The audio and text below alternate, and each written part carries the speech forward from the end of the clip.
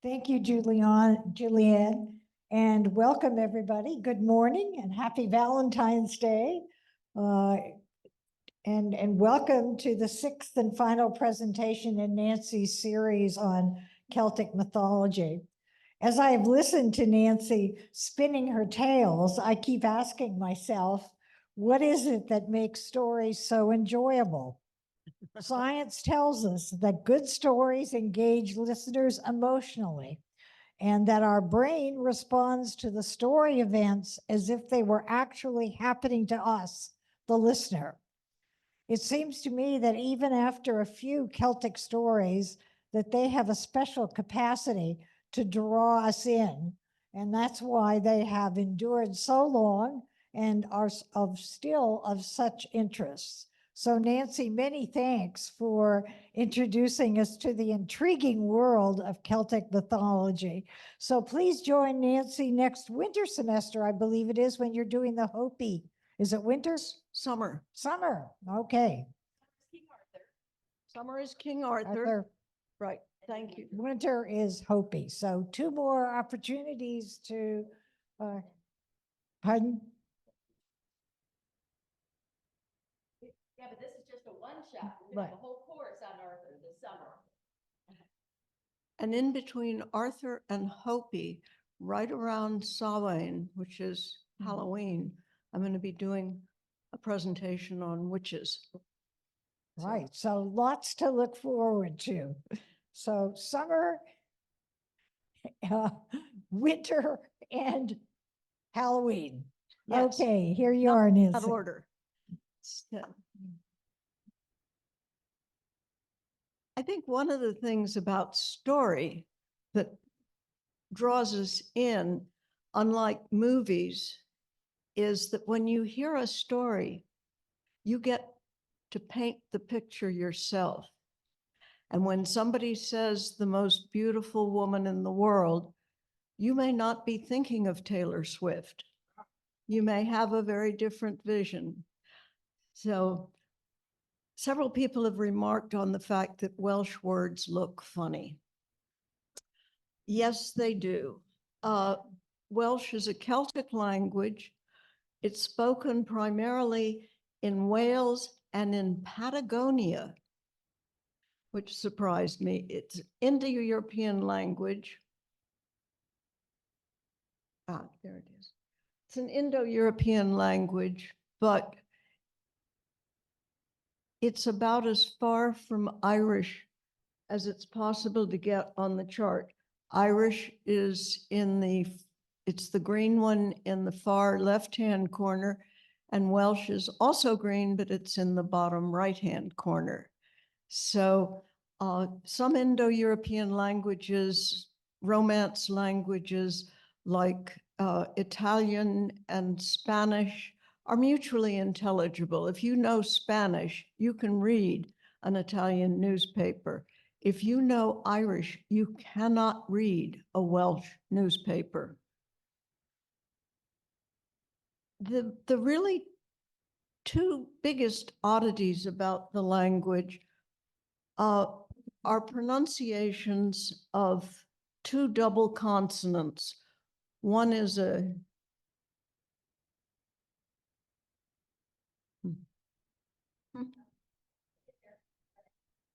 the two letters DD, D as in dog, written together are pronounced like TH in thin.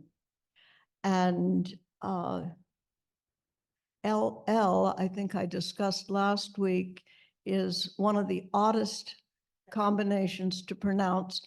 In order to do it, you need to put the tip of your tongue on the roof of your mouth right behind your teeth and breathe out. So.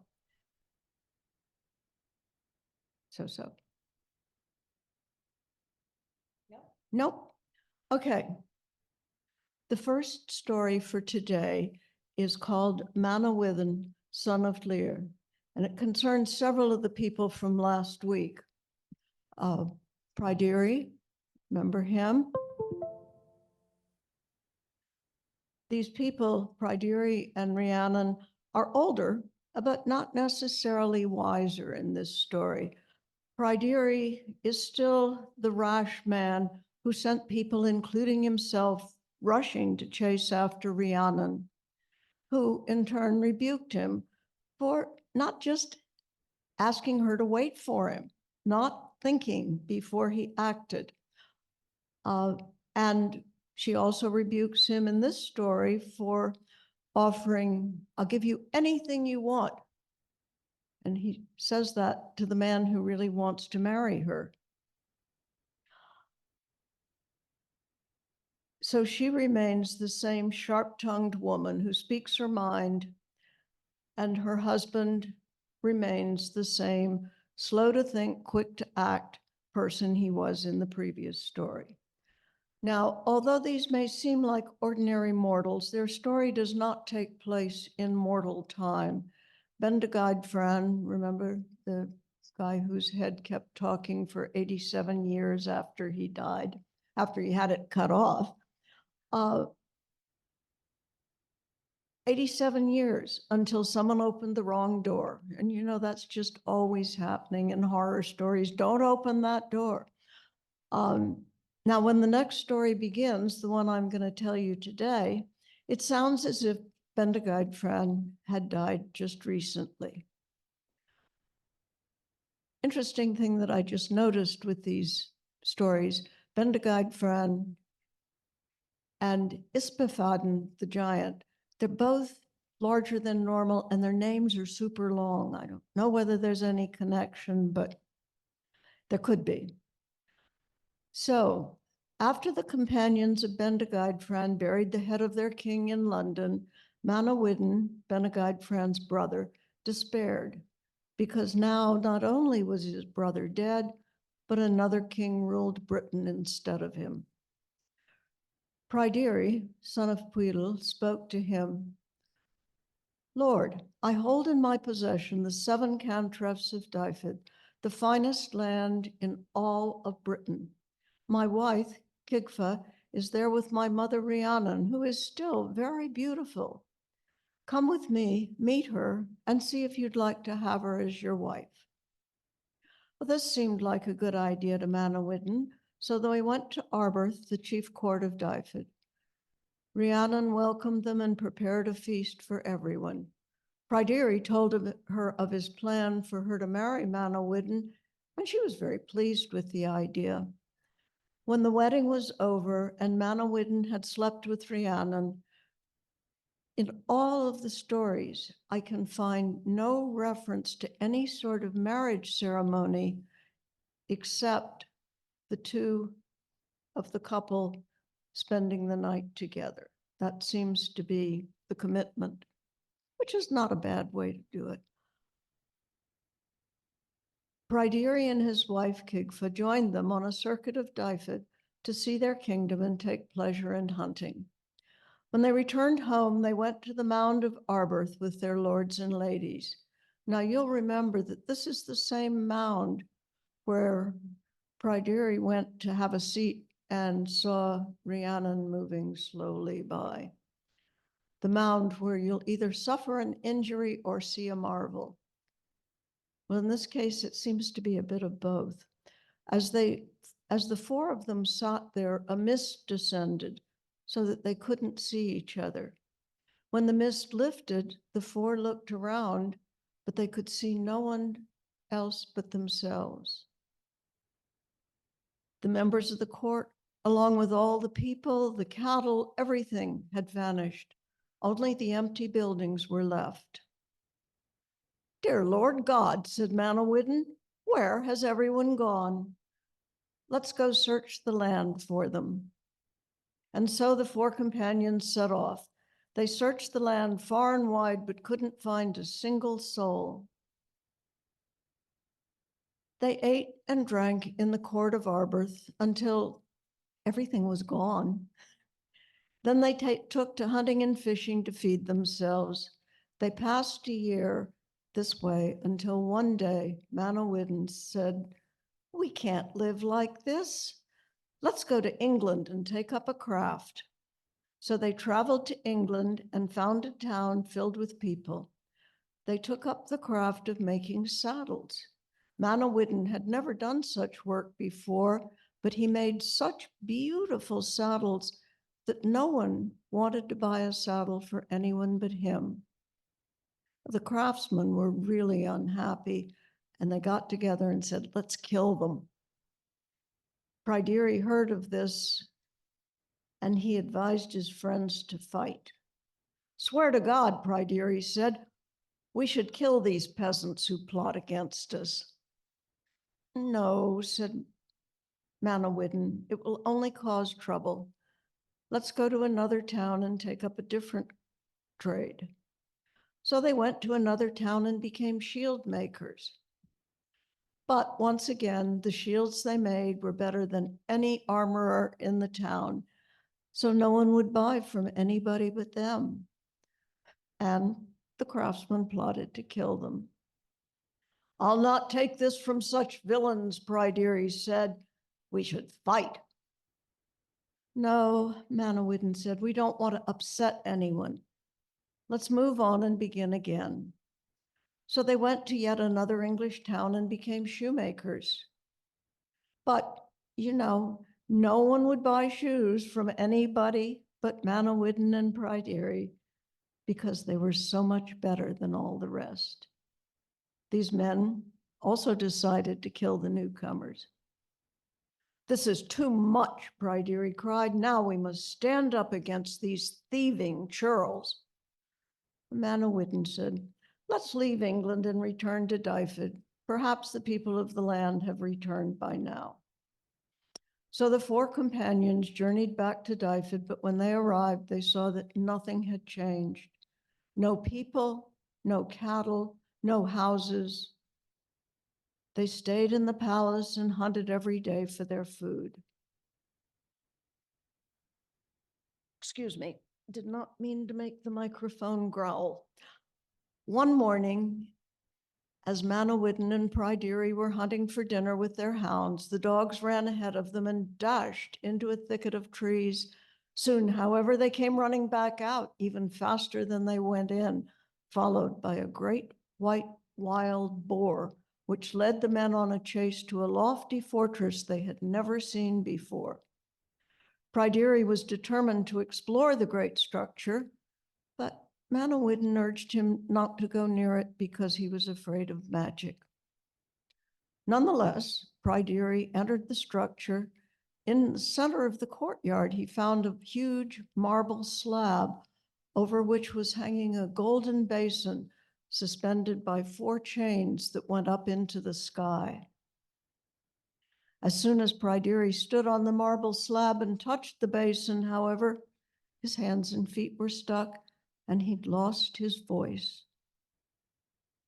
Manawyddan waited for them outside the fortress until evening, then returned to the castle at Arbeth. Where's my son? Asked Rhiannon. Manawyddan told her all that had happened. God knows you've been a poor friend, she retorted, and rushed through the woods to the lofty fortress, where she found Pryderi stuck to the basin and mute. But when she tried to free him, she became trapped and stricken with silence. Then a mist descended on the fortress, and it disappeared. When Manawyddan learned what had happened, he said to Pryderi's wife that he would watch over her and would never take advantage of her. You remember, there are only the 2 of them left in the whole world, as far as they know. He began to hunt and planted a field of wheat nearby so they could make bread. But one day he saw the stalks of grain had all been broken and eaten by a plague of mice. He devised a trap for the mice and caught all but one of them, who was too fat to escape the trap. He brought the creature to Kigva. I caught this thief stealing our grain, he said. Tomorrow I will hang the villain. That hardly seems worth the trouble, she said. Still, this thief will pay. The next day he went to the mound of Arbeth and built a small gallows. He was getting ready to hang the mouse when he saw a scholar approaching on the road. Now, it had been 7 years since he'd seen anyone besides the 4 of them in Dyfed. "Greetings, Lord," said the scholar. "May I ask what you're doing?" "Hanging a mouse who's a thief," said Manawyddan. "That hardly seems like a business worthy of a nobleman," the man said. "For the sake of your honor, let me ransom the creature for £1." "No," said Manawyddan, "this mouse must pay for the crimes of its fellows." The scholar then rode away, but soon Manawyddan saw a priest approaching. "Greetings, my lord. You seem very busy with the small vermin, I see. What are you doing?" "I'm planning to hang someone who stole from me." The priest said, "This is beneath you. I'll give you £3 for the mouse to save your honor." "No, this thief must die." The priest rode away, but in no time at all, Manawyddan saw a bishop and all his entourage approaching on the road. "May God bless you," said the bishop. "What sort of work are you doing here?" "Hanging a thief," said Manawyddan. "A good thing I came along then," said the bishop. "I would not see a lord such as you gain a reputation for foolishness. I will pay you £7 in ransom for the fat little mouse." "No." £24, the bishop offered. "That's not enough." "What is it you will accept then to let this poor creature go?" "You must free Rhiannon and Pryderi," answered Manawyddan, "and then you must lift the curse from this land." Well, the bishop was silent for a while, and then he spoke. "It will be done. Now, for the love of God, please free this mouse." "First," said Manawyddan, "tell me who you are and why you did this." "I'm Lud, son of Kilcoed and brother Gwawl. It was my brother, Pryderi's father Pwydl, dropped in a bag and beat in a nuven.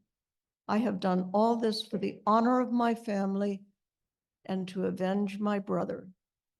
We came in the form of mice to destroy your crops, and that mouse is my wife who is pregnant, which is why she was too large to escape your trap. But everything will be restored as it was, and we will leave you in peace forevermore." Manawyddan then gave the mouse to the bishop. Pryderi and Rhiannon suddenly appeared before them, and all the people and the houses and the cattle and the horses were restored. Pryderi embraced Manawyddan and told him he'd been kept as a servant by Lud, and his mother Rhiannon had been forced to wear the collar of an ass around her neck and carry hay for his court. But all was made right in the end, and the 4 companions lived in peace thereafter in the castle of Arbroath in Dyfed. But, as you all probably expect by now, happily ever after just doesn't happen in myth.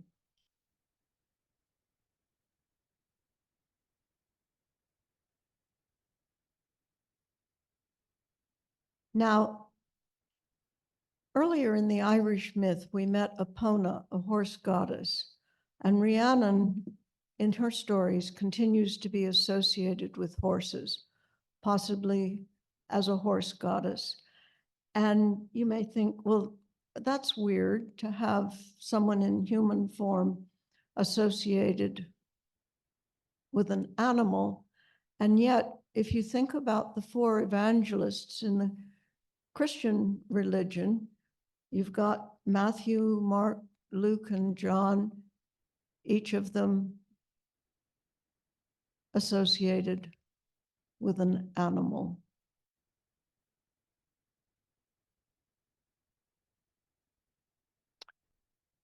With the next story, we move into the realm of the later Welsh myth and the earliest stories of Arthur, with the story of Cullach and Olwen. In order to win Olwen, Cullach had to undertake a number of seemingly impossible tasks which is a fairly common theme in myth, the Aegean stables that had to be cleaned, and it gives the storyteller a chance to practice on all of the horrible things the hero has to do. Kullak has to undertake a number of seemingly impossible tasks, only two of which are described in any detail in this version of the story. But there is a staggering catalog of heroes whose aid Kullak invokes. Some names are familiar, like the Arthurian figures Kay and Bedivere. Others are not only difficult to pronounce, but just downright weird. Now, you may have noticed that many of these stories begin with a marriage, and others begin with a birth. Marriages create alliances, and births ensure the continuity of the family formed out of the marriage.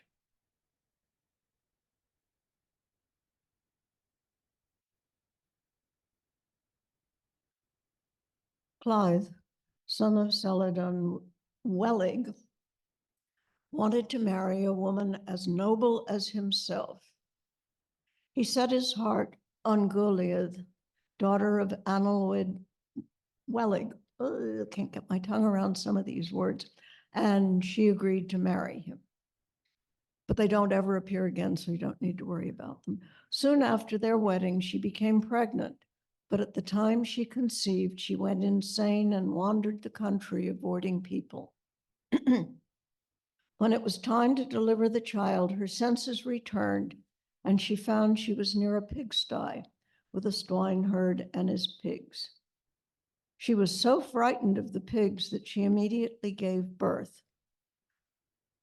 Now, we're used to seeing pigs in an enclosed situation, but pigs can be vicious animals.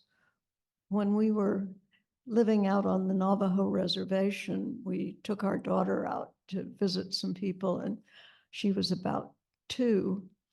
And the sow had just, this isn't part of the Welsh story, the sow had just given birth to a litter of piglets, and Morgan saw, her daughter saw this little tiny animal, picked it up and was carrying it around, and the sow saw Morgan, and the boy who'd been charged with keeping track of Morgan saw Morgan with the piglet at the same time. The sow screamed, the boy screamed, he went running in, grabbed the piglet from Morgan and threw it at the sow, picked up Morgan and went running off with her. I mean, the pigs are big and they will attack and eat people. Don't ever fall into a pig pen with hungry pigs. So the swineherd took the woman and the baby to the court of her husband. The child was named Kullak, the pig boy, because of where he was born. But he was of noble blood and a cousin to King Arthur himself. And he was then given out to a noble family in fosterage. After the birth of Kullak, his mother became ill and she knew that she'd soon die. So she called her husband and told him that he should remarry when she was gone, but wait until there's a briar growing on my grave. Now, when her husband had left, she called in her tutor and said, I want you to go visit my grave every day and clear anything that's growing on it. He agreed, then she died. Every morning after the wife's death, the king had her grave examined to see if anything was growing there, but the queen's tutor faithfully tended the grave until one day he forgot. The king was returning from a hunting trip and stopped to visit his wife's grave. He saw a briar growing there and decided to marry right away. One of his men said, I know a woman who would suit you well. She's the wife of King Doged. So they killed King Doged, and he took the woman for himself in marriage, seized the king's land along with the woman's daughter. One day, this woman was out walking when she met an old hag without a single tooth in her head. She asked the hag, "Where are the children of this man who has carried me off by force?" "Killeth has no children," she said, "except one, Kulloch, who is away in fosterage." When the queen got home, she asked her husband, "Why are you hiding your son from me?" "I'm not hiding him. I'll send for him." When he got there, his stepmother said to him, "You would do well to take a wife, and I have a daughter suitable for any noble in the world." "I'm not old enough for a wife," said Kulloch. "Then I swear this destiny on you. Your side will never touch that of a woman until you win Olwen, daughter of chief giant Ispafaden." The boy blushed, and even though he'd never seen the girl, love for her grew in every limb of his body. His father said, "Why are you blushing? What happened to you?" Boy replied, "My stepmother has sworn that I shall have no wife until I win Olwen, daughter of the giant Ispafaden." His father said, "That will not be difficult. Since Arthur is your first husband, go to him and have your hair trimmed, and ask for Olwen as your reward."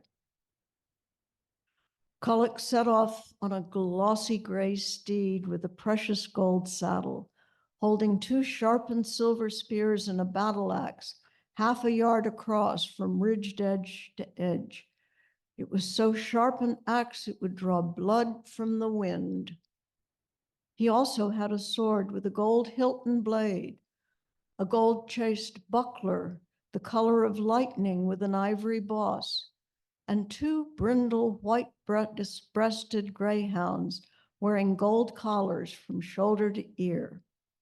The greyhound on the right would run to the left, and the one on the left would run to the right, and so they sported in front of his horse like two terns, while his sturdy horse dug up clods as if they were swallows in the overhead.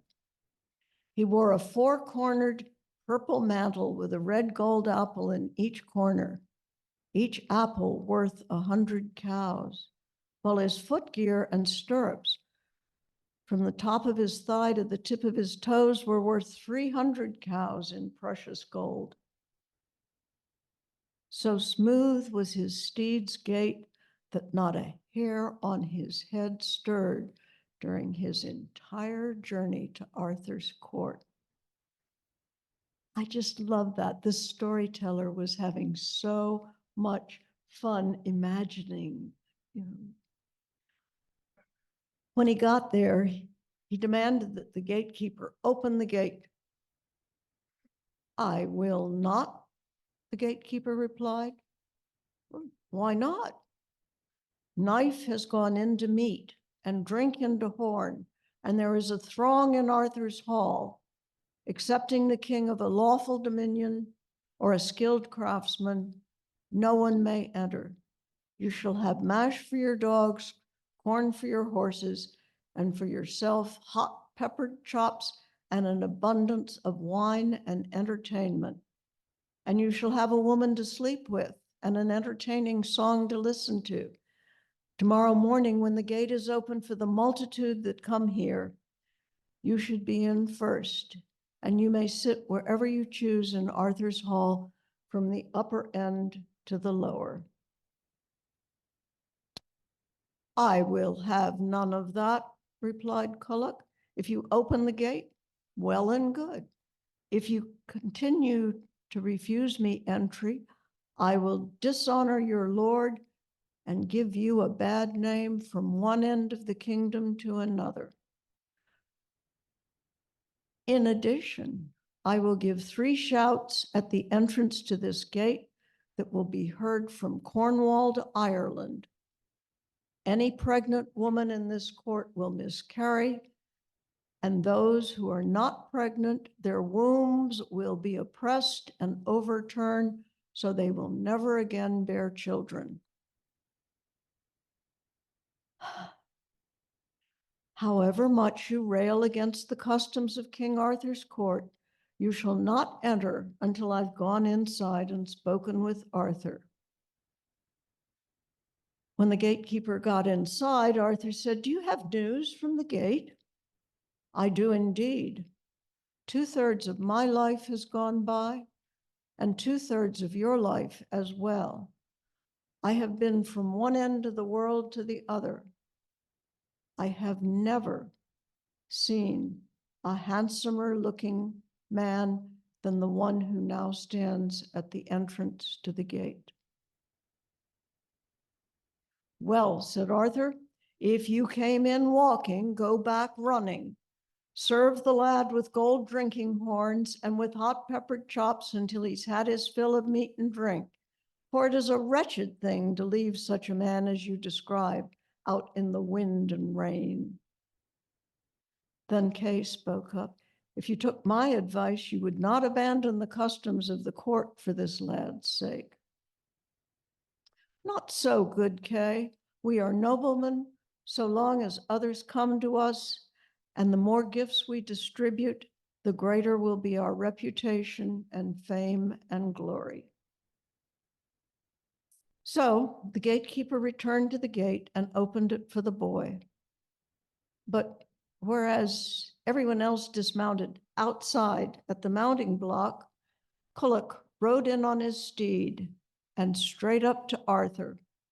"Lord of this land, may the lower couches of this house be no worse than the upper, and may my greeting apply equally to your nobles and your company and your troops without omitting anyone. As I greeted you properly, so may your trust and grace and glory be proper throughout this island." "Hello to you also," said Arthur. "Sit between two warriors and you should have entertaining songs and the status of a prince and an heir to the kingdom for the length of your stay. Moreover, when I distribute presents to guests and foreigners, I will give to you first. I did not come here to beg for food and drink. If my request is granted, I will repay it and I will praise you. Otherwise, I will bear your shame to the farthest extent of your reputation in the four corners of the world." Arthur replied, "You shall have the request that head and tongue can name as far as the wind drives, as far as the rain wets, as far as the sun rises, as far as the sea stretches, as far as the earth extends, excepting only my ship, my mantle, my sword Excalibur, my spear, my shield, my knife, and my wife Guinevere."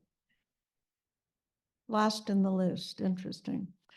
"In God's truth," said the boy, "name what you want and you should have it gladly." "I want my hair trimmed."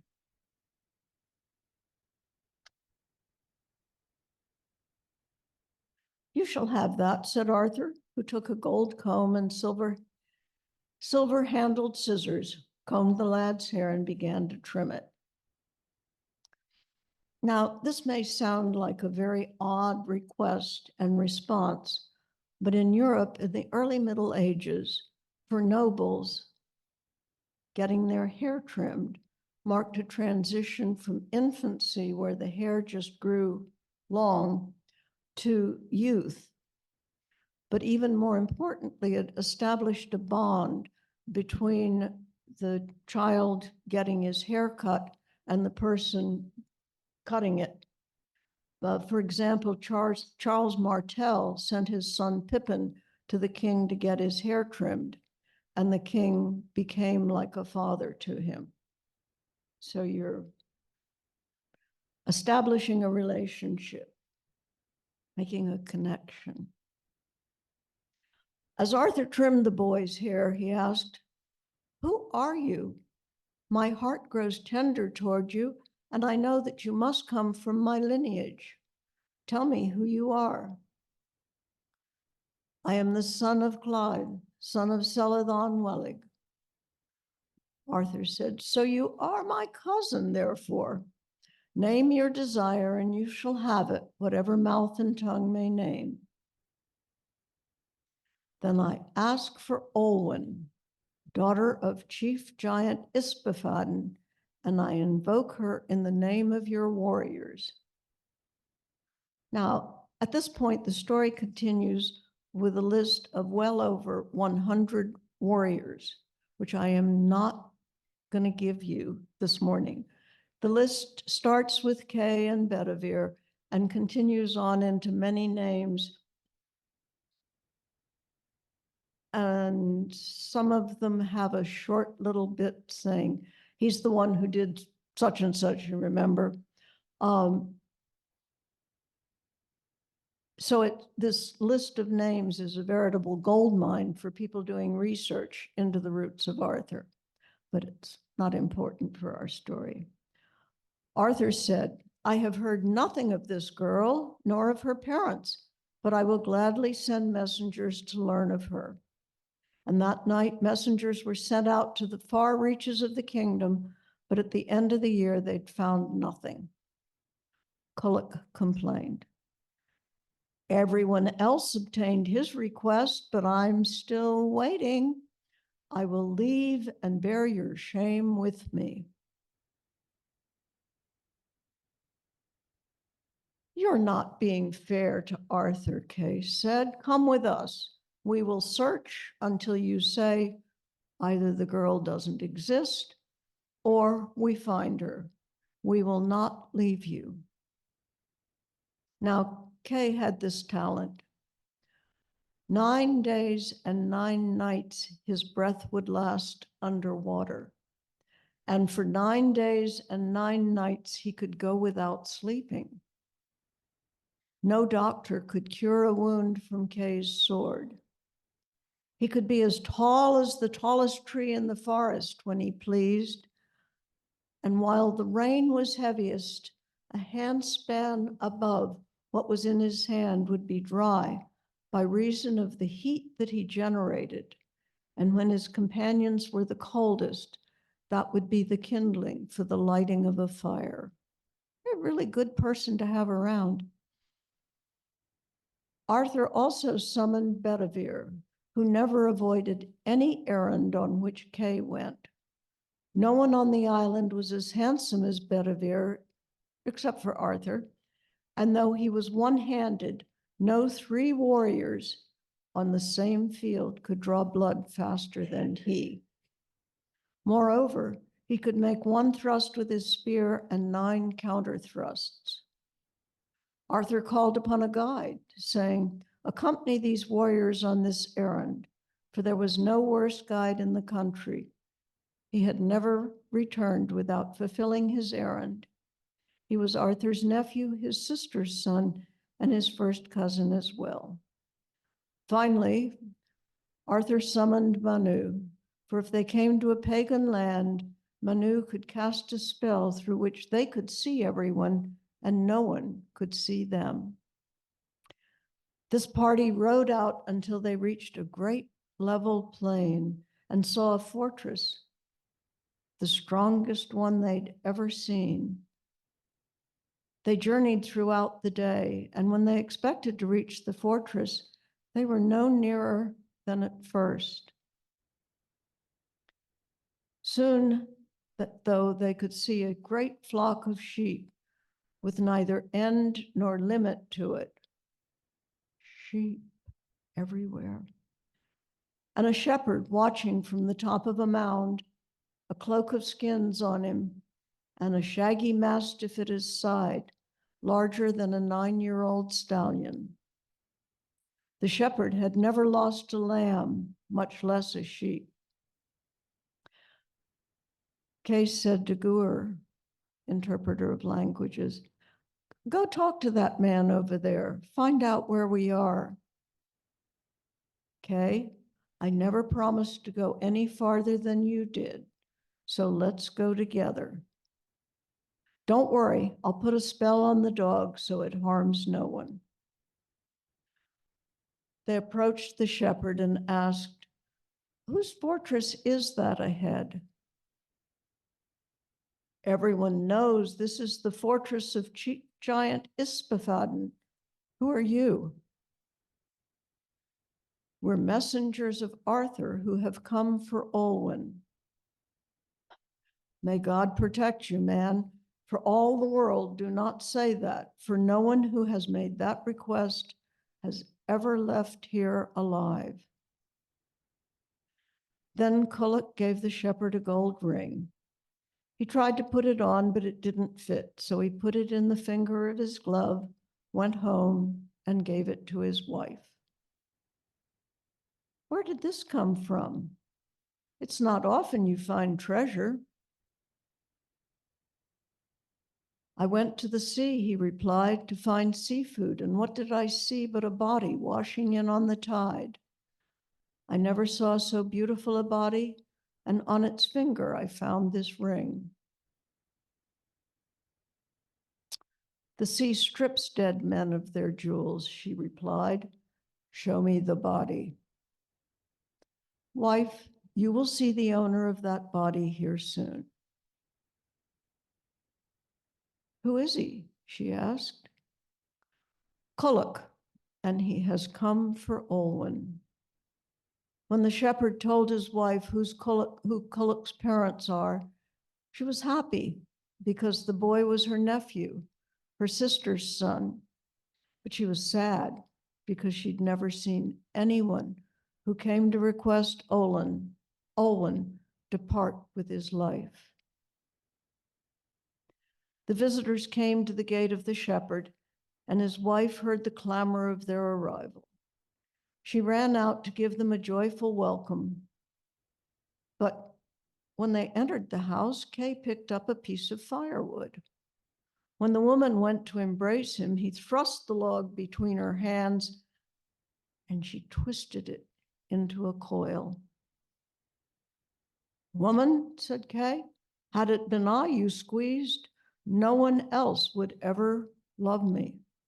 A bad sort of greeting, yours. At the house, their needs were seen to, and after a while, the woman opened a chest near the hearth, and out jumped a lad with curly yellow hair. Kay said, it's a shame to hide such a lad as this. I know it's not his own fault that he's so treated. The woman replied, he's the last one. Chief Giant Ispafaden has killed 23 of my sons, and there is no more hope for this one than there was for the others. Kay said, let him come along as my companion. He shall not be slain unless I am. After they'd eaten, the woman asked, on what errand have you come? We've come to ask for Olwen. Since no one from the fortress has seen you yet, for God's sake, turn back, said the woman. God knows we will not turn back until we've seen the girl. Will she come to some place where she can be seen? The woman replied, she comes here every Saturday to wash her hair. Will she come if she's sent for? God knows I will not sell myself by betraying the one who trusts me, the woman said, but if you swear to her no harm, I will send for her. We swear, the men all said. Messengers were sent, and she came dressed in a flame red silk robe with a torque of red gold around her neck, studded with precious pearls and rubies. Her hair was yellower than broom, her skin whiter than sea foam. her palms and fingers whiter than shoots of marsh tree foil against the sand of a welling spring. Her breasts were whiter than the breast of a white swan. Her cheeks were redder than red foxglove, and anyone who saw her would fall deeply in love. She entered the house and sat beside Kuluk. He recognized her as soon as he saw her. "Lady," he said, "it is you I love. Will you come with me?" "I will not," she replied, "for fear of bringing shame on us both. My father has made me promise that I will not go without his consent, for he can live only until I take a husband. I will give you advice. Whatever he asks you to do, do it. If you don't, you'll not get me, and you'll be fortunate to escape with your life." "I promise I will do that, and I will obtain everything," said Kuluk. They rose and followed her to the fortress, where they killed 9 gatekeepers at 9 different gates without a man making a sound, and 9 mastiffs without so much as a growl being raised. They entered the hall and said, "Hail, Chief Giant Ispafaden, we are seeking your daughter for Kuluk." "Come back tomorrow and I'll give you some sort of an answer," he growled. As they rose to leave, Ispafaden seized one of the 3 poisoned spears that were near at hand and threw it at them. Bedivere caught it and threw it back and struck Ispafaden right in the kneecap. "You cursed barbarian of a son-in-law! Now it will be harder for me to walk uphill. The poison iron has hurt like the stinging of a gadfly. Cursed be the smith who made it, and the anvil on which it was made." That night they went back to the shepherd's house, and the next day they put fine combs in their hair and made a majestic entrance into the hall. "Chief Giant Ispafaden, give us your daughter in exchange for her marriage fee and the virgin's gift to you and her 2 kinswomen. Otherwise, you shall meet your death on her account." But Ispafaden said she and her 4 great-grandfathers and her 4 great-grandmothers are still alive, and I must confer with them. As they rose to leave, Ispafaden took a 2nd spear and threw it after them. But Menu caught it and threw it back, so it pierced Ispafaden in the chest and came out the small of his back. "You cursed barbarian of a son-in-law! That hard iron hurt me like the bite of a whole-headed leech. Cursed be the forge on which it was heated. For now, when I go uphill, I will suffer from chest pains and stomach aches and frequent loss of appetite." When the men returned the next day, they said, "Chief Giant, shoot at us no more. Do not be the cause of being injured and wounded." But Ispafaden took a 3rd poisoned spear and threw it after them. Kuluk caught it, threw it back, aiming at the chief giant's eyeball, so the spear came out through the base of his neck. "You cursed barbarian of a son-in-law, the sight of my eyes will be that much worse as long as I live. And when the wind blows in my face, water will pour from my eyes."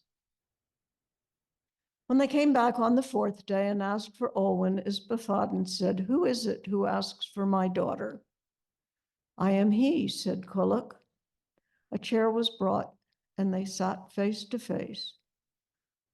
Ispafaden said, "I want you to promise that you will be not less than fair to me." "I promise." Ispafaden said, "When I get what I ask for, then you shall have my daughter." "Name what you want," said Kuluk. "Oops. That I will," said Ispafaden. "You see that great thicket out there? I want it uprooted, burned on the ground down to cinders and ashes for manure. I want it plowed, and so on, so that by the time the dew has dried in the morning, it's ready for harvest, so it can be made into food and drink for the wedding guests of my daughter I want this all done in one day. This I will accomplish with the help of my cousin Arthur. Next, Isbothaden said, you must find Mabon, son of Modron, who was stolen from his mother when he was only 3 nights old. No one has seen him since. To find where Mabon was, Arthur and the men sought out the aged Blackbird of Kilgore to ask for his help. When I first came here, said the Blackbird, there was a smith's anvil. No work was ever done on it, but I rested my beak on it at night. That was so long ago that today there's only a piece of the anvil the size of a nut that hasn't worn away. I am old, but I know nothing of Mabon. Seek out the stag of Reddenfree.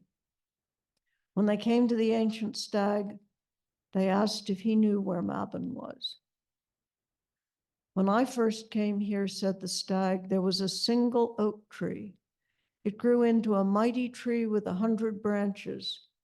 Today, nothing's left of it but a stump. I know nothing of the man you seek, but search out the owl of Quim, who is older than me. Perhaps he knows. Arthur and his companions then found the owl and asked for his help. If I knew where Mabon was, the owl said, I'd tell you. When I came to this valley, it was empty. Then a forest grew here over the centuries. Then men came and cut it down. A second forest grew, and then a third. But in all that time, I've heard nothing of the man you search for. You should go to the oldest of all the creatures of the earth, the one who has wandered the forest, the eagle of Gwern. The men finally found the eagle and asked him if he knew where Mabon was. When I first came here, said the eagle, I rested on a mountain so high I could touch the stars at night. Today, that mountain is only the size of a fist. Yet in all that time, I've heard nothing of Mabon. The only creature that may know something is the salmon of Lynn. To please Arthur, I will take you to the salmon. When they found the salmon, they asked if he knew of Mabon. As much as I know, said the salmon, I will tell you. With every tide, I go upriver to Caerleon. There I've heard weeping and grieving, the likes of which I've never heard before. The men went up the river to Caerleon, and there they heard weeping from inside the walls. They came to the sound and called out, what man cries in this stone prison? I am Mabon, son of Modron, the voice said. We will come and rescue you, the men cried. Then Arthur and his men stormed the castle and freed Mabon from his prison. They took him back to the halls of Isbothaden and showed him to the giant to prove they had done the deed. With the help of Arthur and his men, Culloch rode across the land and beyond the sea, doing all that was asked of him, even though the task seemed impossible. At last, only one labor remained. He must bring to Isbothaden the blood of the pitch-black witch, daughter of the white witch, who lived in a cave in the northern lands in the darkest part of the earth. Arthur sent 2 men into the witch's cave, but they barely escaped with their lives. He sent more men into the darkness, but they too were driven out. At last, Arthur himself entered the cave, slew the witch with his own blade, and they took the blood back to Isbothaden. Culloch said, your daughter is mine now. She is, said the giant, but you should thank Arthur for that. Now the time has come to end my life. Then Culloch's companion seized the giant by the hair and cut off his head. They stuck it on a post at the courtyard of the castle, and Culloch took possession of Isbothaden's kingdom, slept that night with Olwen, his wife, and the next day Arthur and his men returned home. And this is how Culloch won Olwen, daughter of chief giant Isbothaden.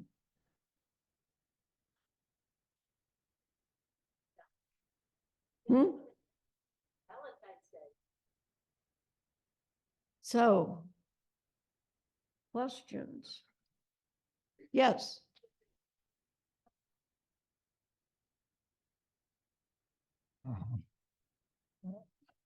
As you were reciting this tale, I kept thinking about other tales like the Decameron. And I think, you know what I mean by people getting together to pass the time rather than having pestilence and plagues and so forth. So it was kind of the modern entertainment of the century. I kind of wonder how was truth dealt with in this process? Obviously, you've got a lot of myth, you've got a lot of stories, you get but is truth valuable, or is it the story that's valuable in this process? Yes.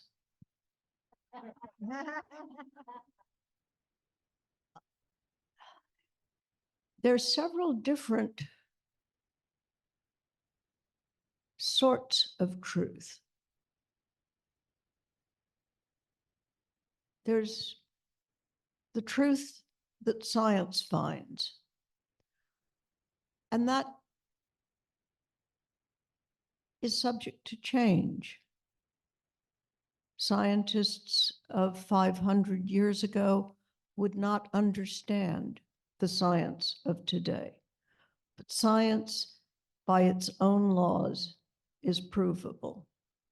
You can replicate an experiment. There's also the truth in the stories that is often replicated and changed. Joseph Campbell used to talk about a cauldron of myth, and things get poured in and they sloosh around together. I'm sure that in these stories, you've heard echoes of other stories that you've heard from other cultures, other places. But there's something in these stories that talks to us at a different level from the atomic chart. So when I say there are different kinds of truth, that's what I'm talking about. Does that begin to answer your question? I think that many of these pieces of story that sound familiar, that sound like something you've heard before, speak to the fact that myth is, in a sense, universal. The same things appear in myths from many different places. The details change. One of the things that I noticed as I was going through the story here is the importance of the sister's son in the relationships. You know, in a very real sense, your sister's son is the only one that's guaranteed to be related to you by blood. So if that sort of blood lineage is important in your society, that's going to be what's talked about rather than your brother's son, who isn't necessarily related. Do we have other questions? Well, I have a quick one, and that is I was struck by the list of warriors being very like the catalog of ships in the Iliad. And I wondered if that's a narrative device that the storyteller is using, so he's got fodder for the future. If you've got all these names, etc., then you can spin off of them and tell more stories. You can spin off of them, but it's also like the flourishes that a pianist might put in when playing a familiar piece. In jazz, it's called riffing, and you take off and say, oh, and there were all these other people, and I know all their names, and look how much I know. And then you go back to the story. Well, I think it would be hard to find stories with more twists and turns than the stories of Celtic myth, not to mention the powerful imagination, I think, of the storytellers is really quite amazing. Julianne, do we have any questions online? Okay, last shot of questions. Were you able to, did you have time to do a short bibliography? Technology is not my friend. I have a bibliography, but I cannot seem to get it to print. So what I'm going to do is send it to Julianne, who will forward it to everybody in the course. Very good.